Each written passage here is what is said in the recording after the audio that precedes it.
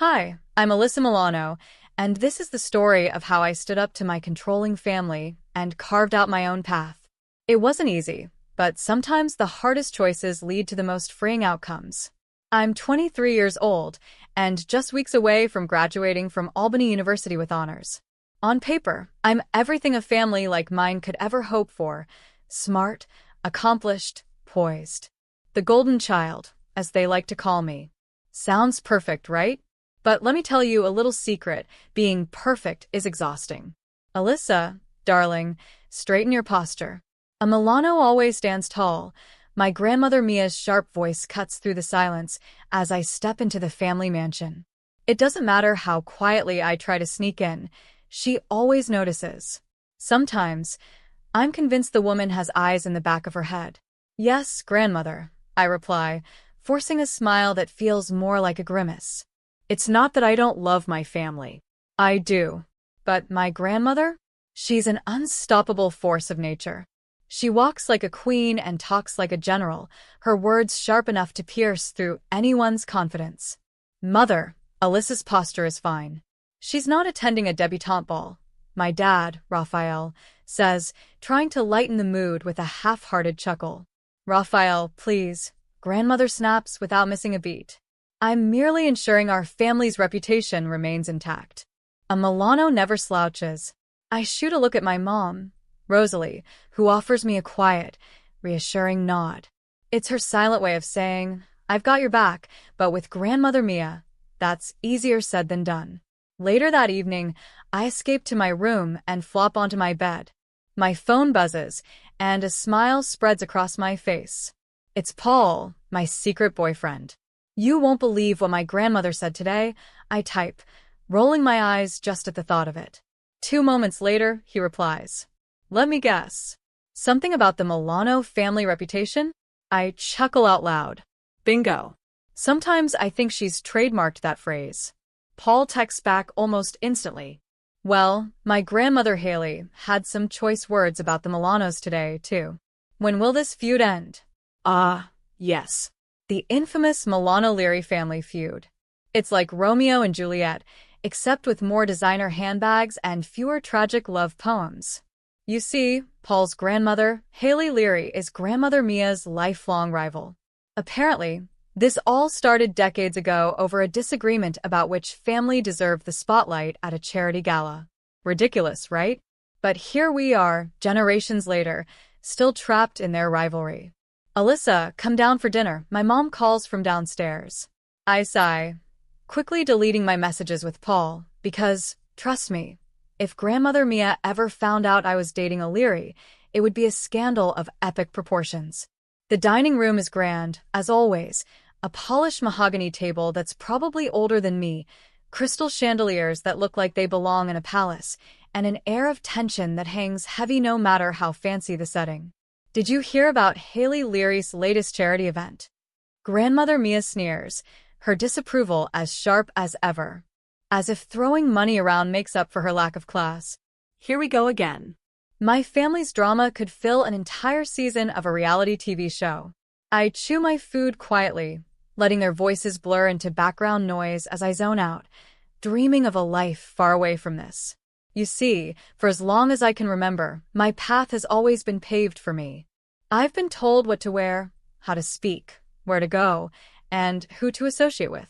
The Milano name comes with prestige, but it also comes with invisible shackles. But here's the thing. I'm not just a Milano. I'm Alyssa.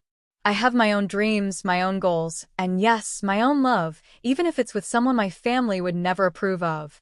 Paul sees me for who I am, not for the title I carry, and that means everything. Over the next few days, I find myself at a crossroads. Graduation is so close I can taste it, and with it comes a choice. Do I continue down the path my family expects me to take, polished, perfect, and suffocated? Or do I step off this gilded road and find my own way, even if it means disappointing the people I care about? For the first time in my life, I feel brave enough to ask myself, what does Alyssa Milano want? It's a question that will change everything. This is my story. The story of how I stopped being the golden child and started being me. I bite my tongue, resisting the urge to defend Paul's family. Instead, I focus on my plate, pushing around the organic kale salad that's sitting untouched in front of me. Now, Alyssa, Grandmother Mia's sharp voice cuts through the quiet tension, turning her attention fully on me. Have you given any thought to which law firm you'll be interning at this summer? I've spoken to Aidan Gillen, and he's more than willing to put in a good word for you at his son's firm. I pause, my heart racing, but I gather every ounce of courage I can muster. Actually, Grandmother, I begin, my voice shaky but determined. I've been thinking about taking a different path after graduation. Maybe exploring nonprofit work. The silence that follows is deafening. It feels as though I've just announced I'm running away to join a traveling circus. Nonprofits. Grandmother's voice is dangerously low, dripping with disapproval. Alyssa, dear, Milanos do not do nonprofit. We lead. We succeed. We dominate. Her words land like heavy stones, each one designed to crush my resolve. I feel my courage waver under her piercing gaze, but then I think of Paul and of the life I want. A life where I decide who I am and what I do, not one that's been mapped out for me since birth. I understand, Grandmother, I reply, my voice surprisingly steady. But I believe there are many ways to lead and succeed. I'd like the chance to find my own path. The tension in the room is suffocating. My parents exchange worried glances, caught between wanting to support me and fearing the consequences of standing up to Grandmother Mia. As I lay in bed that night, my mind races. I know I'm walking a fine line between the life that's expected of me and the one I actually want. But for the first time, I feel ready. Ready to stand up for myself, no matter the consequences. The next day, the Chili's Grill and Bar is a whirlwind of activity.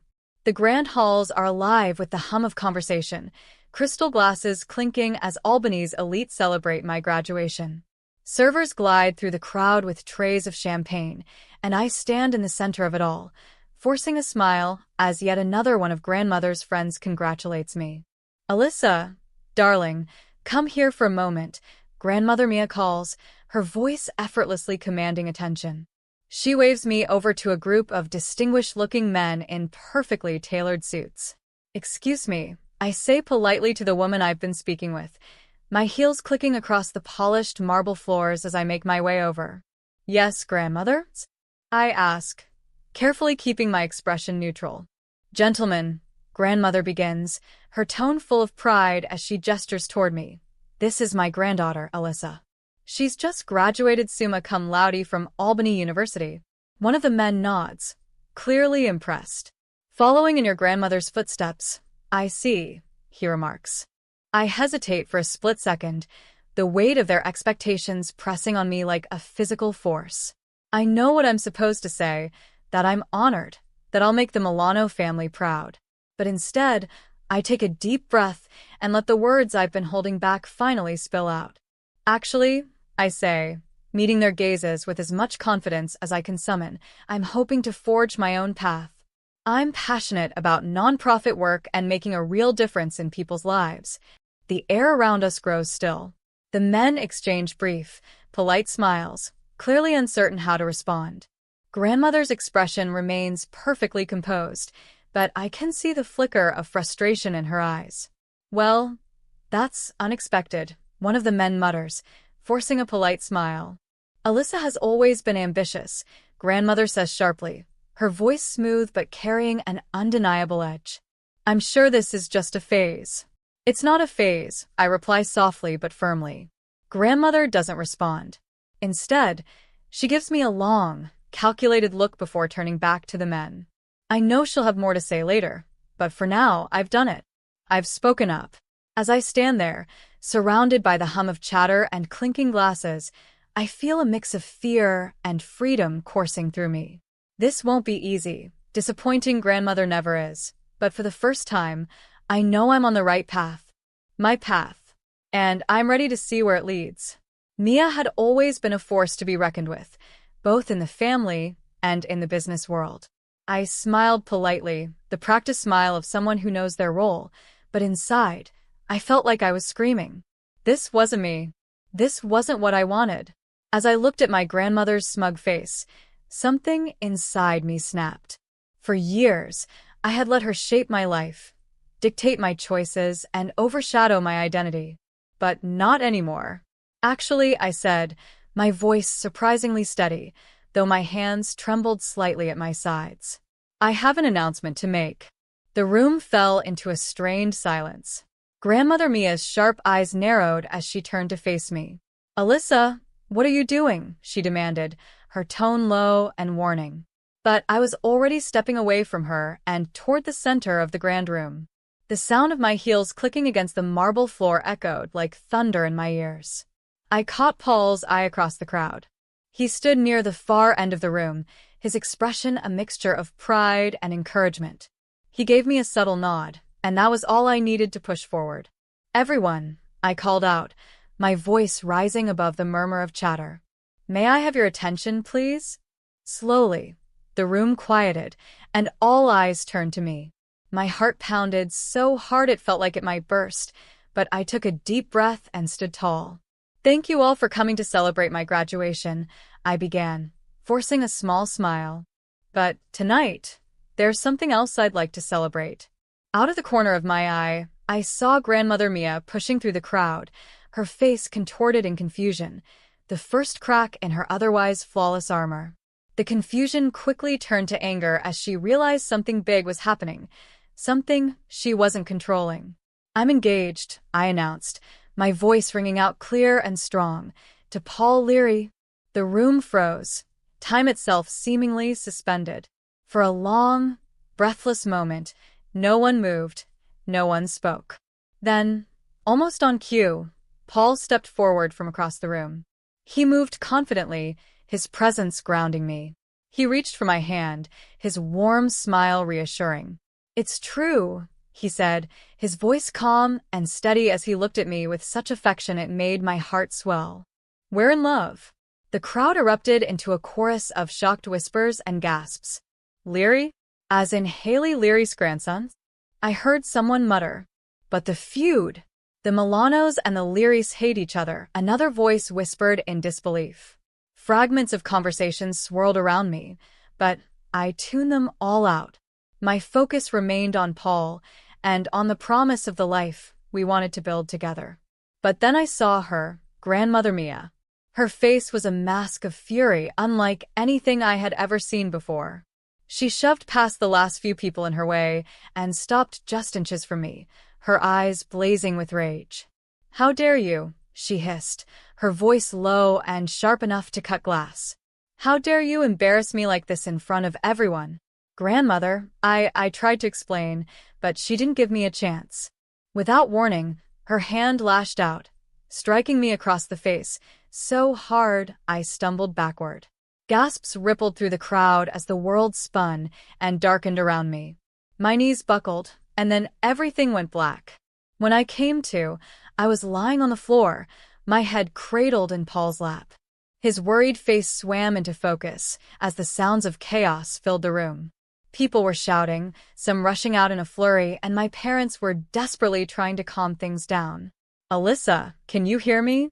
Paul's voice was tight with concern as he looked down at me. I blinked, my head throbbing.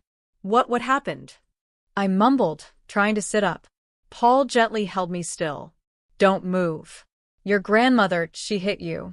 You blacked out for a few minutes. We're taking you to the hospital." I nodded weakly, my mind swimming as the events replayed in my head. My father appeared on my other side, his face pale with worry. Together, they carefully helped me to my feet. My cheek burned, and I winced at the pain, but I stood as tall as I could. The room was still in disarray, whispers and judgmental glances flying everywhere. But as Paul wrapped his arm around me protectively and led me toward the door, I felt something I hadn't felt in a long time. Freedom. I knew this moment would change everything for my family, for me, and for Paul. But for the first time in my life, I was ready to face it. Because this time, I was standing up not as a Milano, not as my grandmother's puppet, but as Alyssa. And I would never look back. I saw my grandmother standing off to the side, her face cold and indifferent. There was no anger, no sadness, just an icy detachment that cut deeper than any words she could say. Mother, how could you? My father's voice trembled with fury as he confronted her. She's your granddaughter. Grandmother Mia's lips curled into a faint, dismissive smile. She made her choice, she said coolly. Then, her tone turned steely, each word sharper than the last. She's no granddaughter of mine. Those words hit me harder than the slap that sent me to the ground. As I was led toward the waiting ambulance, I couldn't help but wonder, was this the price of standing up for myself? And if it was I ready to pay it? When I woke up, I was in a sterile hospital room. The scent of disinfectant filled my nose, and the soft beeping of machines echoed nearby. My head pounded, and for a moment, I couldn't remember why I was there. Then, like a floodgate opening, it all came rushing back. The party, the announcement, grandmother's fury. Alyssa, you're awake. Paul's voice broke through my daze, filled with relief. He was sitting by my bedside, dark circles shadowing his eyes, as though he hadn't slept in days. What happened? I croaked, my throat dry and scratchy. You've been out for a day, my mom said softly as she stepped into the room. Her face was pale, worry etched into every line. The doctor said you have a mild concussion. You're lucky it wasn't worse. I try to sit up, wincing at the pain throbbing in my skull. Has grandmother been here? The silence that followed was answer enough. Actually, my dad said, his voice tight with anger, she's been busy trying to control the narrative. It's all over the local news. Paul handed me his phone, his jaw clenched as I scrolled through the headlines. Albany's socialite assaults granddaughter at graduation party. Milano family feud erupts in violence. Engagement announcement leads to hospital visit. Oh God, I whispered, nausea rising in my throat as the reality of the situation sank in. That's not all, Paul said, his voice low and controlled, though I could hear the anger simmering beneath it. Your grandmother tried to bribe me to leave you. She offered me an obscene amount of money to forget this foolishness and disappear from your life. I stared at him, stunned. She was. She also threatened to cut you off financially if you don't come to your senses, my mom added bitterly, shaking her head. In that moment, something inside me hardened. For years, I'd made excuses for my grandmother's behavior. I'd told myself it was her way of showing love, that beneath the harsh exterior there was care and concern. But now, I saw her for who she truly was, a manipulative, controlling woman who cared more about her image than the people who were supposed to be her family. I'm done, I said firmly, surprising even myself with the strength in my voice. I'm done letting her control my life. The next few weeks were some of the hardest I'd ever faced. I moved out of the family home, packing up my things while ignoring my grandmother's threats and guilt trips. I knew she thought I'd break, that I'd come crawling back, but I didn't. I accepted a job offer in San Antonio City, a position with a nonprofit organization I had been too afraid to consider before. The opportunity had always been there, waiting, but I'd let fear and family expectations hold me back. Not anymore. It wasn't easy. Starting over never is. But as the days passed, I began to feel something I hadn't felt in a long time, freedom. Paul was by my side every step of the way. He helped me find a small apartment in the city, just big enough to feel like home, and he offered unwavering support when the nightmares came. Because they did come. Flashes of that night, my grandmother's furious face, the sharp sting of her hand, the cold finality of her words. Maybe I should see someone, I admitted to Paul one night after waking up drenched in sweat. He sat beside me, his hand gently rubbing my back as I tried to catch my breath. You should, he said softly, his voice full of love and understanding. There's no shame in getting help, Alyssa. What you've been through, it's a lot. I nodded, tears pricking at the corners of my eyes. For so long, I'd carried the weight of being a Milano, of being perfect. But now, I was ready to let that weight go. In the months that followed, I found myself again. I poured my energy into my new job, helping people in ways that felt meaningful and real. I built a life that was mine, one free of expectations and judgment. My relationship with my parents began to heal as they realized how much I'd sacrificed to make them proud. And Paul stood by me through it all. One day, as I stood on the balcony of my little San Antonio apartment, staring out at the bustling city below, I felt a quiet sense of peace.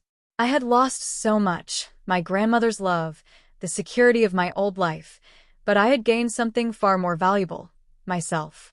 For the first time in my life, I was living on my terms, and I knew, no matter what challenges lay ahead, I was strong enough to face them. I think that's a great idea, Paul said softly. I'll go with you if you want. True to his word, Paul was there for me through everything, every therapy session, every panic attack, and every moment when I doubted myself. Even when Grandmother Mia kept trying to break us apart, including a subtle threat to his family's business, Paul stood firmly by my side. Meanwhile, Grandmother's perfect world was falling apart.